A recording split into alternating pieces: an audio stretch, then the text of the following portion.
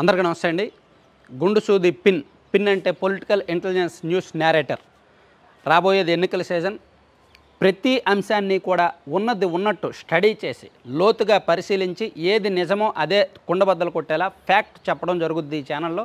So content నచ్చిన వాళ్ళు subscribe చేసుకోండి, మీ మిత్రులందరికీ కూడా వీడియో లింక్ షేర్ చేయండి. ప్రతిరోజు ఉదయాన్నే మన ఛానల్లో న్యూస్ పేపర్ అనాలిసిస్ కూడా ఖచ్చితంగా పోస్ట్ చేస్తాము, డైలీ చూడండి. Thank you.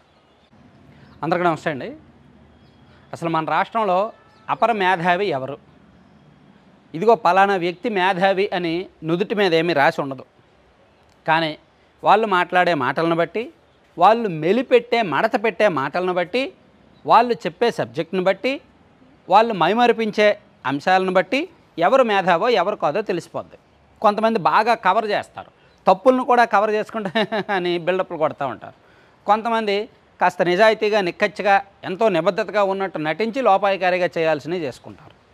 అయితే ఈ దరిద్రం, ఈ మేధావి అనే దరిద్రం రాజకీయాల్లో ఉన్నంత వరకు పర్లా, కానీ జర్నలిజానికి కూడా పాకింది. అలా పాకడంలో సిద్ధహస్తుడు, అలా తీసుకురావడంలో సిద్ధహస్తుడు మన మేధావి జర్నలిస్ట్. సో ఆయన ఇందాక ఒక వీడియో చేశారు. నిమ్మగడ్డ రమేష్ కుమార్ గారు అంటే మేధావి, అపర మేధావి అంట. ఎందుకు అపర మేధావి? ఆయన ఓటర్లలో చైతన్యం కల్పిస్తూ ఓటు హక్కు డిలీట్ అయిపోతే తప్పు, ఓటు హక్కు డిలీట్ చేస్తే వాళ్ళు శిక్షార్హులే అని చెప్పి ఈనాడు ద్వారా ఆయన ఫోన్ ఇన్ కార్యక్రమాలు చేస్తున్నారు, ఓటర్లలో చైతన్యం తీసుకొస్తున్నారు. అంటే ఒక రకంగా ఆయన వైసీపీ చేసిన తప్పులను చెప్తూ వైసీపీకి యాంటీగానే పనిచేస్తున్నారు. సో ఆయన అపర మేధావి అని చెప్పి నిమ్మగడ్డ రమేష్ కుమార్ గారిని తప్పుపడుతూ ఈ అపర మేధావి అయిన జర్నలిస్టు ఒక వీడియో చేశారు. నేను ఎవరిక్కడ అపర మేధావి? నిమ్మగడ్డ రమేష్ కుమార్ గారు చేస్తున్న దానిలో తప్పు ఏంటి? ఆయన ఒక ఐఏఎస్ అధికారి, ఆయన ఒక విశ్రాంత ఎన్నికల కమిషనర్, ఎన్నికల ప్రధాన కమిషనర్.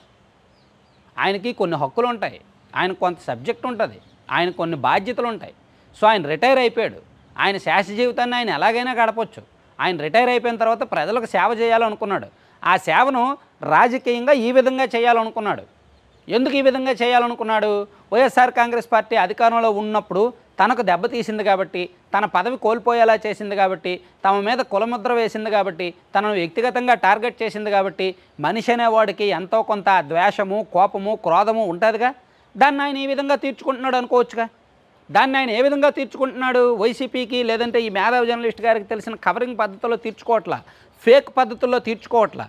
నేరుగా ఓటర్లలో చైతన్యం కల్పిస్తున్నాడు. సిటిజన్స్ ఫర్ డెమోక్రసీ అని ఒకటి పెట్టి అవగాహన కల్పిస్తున్నాడు. రాజకీయ వ్యవస్థ మీద, ఎన్నికల వ్యవస్థ మీద, ఓటింగ్ వ్యవస్థ మీద, ఈ సరళ మీద అవగాహన కల్పిస్తున్నాడు. ఓటు హక్కు ఎటువంటి పరిస్థితుల్లో డిలీట్ చేస్తారు, ఎప్పుడు డిలీట్ చేయకూడదు, ఎప్పుడు డిలీట్ చేయాలి, ఏ పరిస్థితుల్లో అనేది అవగాహన కల్పిస్తున్నాడు. అది తప్పేంటి? పనిలో పనిగా వైసీపీ పట్ల తన వ్యతిరేకతను కూడా చాటుకుంటున్నాడు.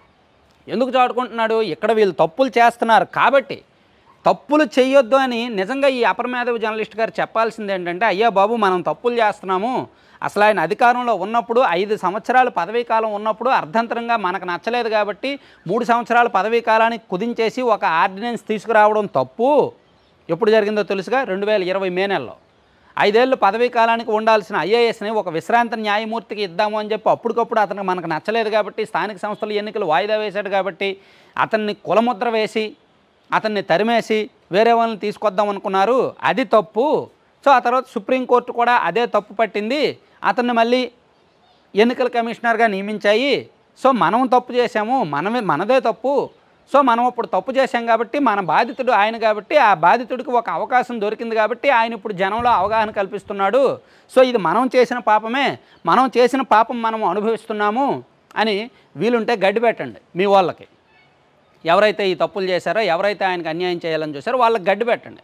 మనం చేసిన దానికి ఇప్పుడు అనుభవిస్తున్నామో అందుకే ఆయన అలా తయారయ్యాడు అని. అంతే తప్ప ఆయన్ని తప్పుపడడానికి మనదే ఉంది. ఆయనకు రైట్స్ లేవా? ఏ ఓటర్లలో అవగాహన కల్పించకూడదా? 18 సంవత్సరాల నిండిన ప్రతి ఒక్కరు ఓటర్లలో అవగాహన కల్పించవచ్చు, ఓటర్లలోకి వెళ్ళవచ్చు, ఎవరు ఓటు వేయాలి, ఎవరు ఓటు డిలీట్ చేయొచ్చు, ఎవరు ఓటు డిలీట్ చేయకూడదు ఏంటనేది చెప్పొచ్చు. ఆయనకున్న రైట్స్ ఆయన వాడుకుంటున్నాడు, మీ రైట్స్ మీరు వాడుకోవచ్చు, మీరు విమర్శించవచ్చు. కానీ మరీ అడ్డగోలుగా ఏది డైవర్ట్ చేసి, కవరింగ్ చేసి, టార్గెట్ చేసి కాదు. Thank you.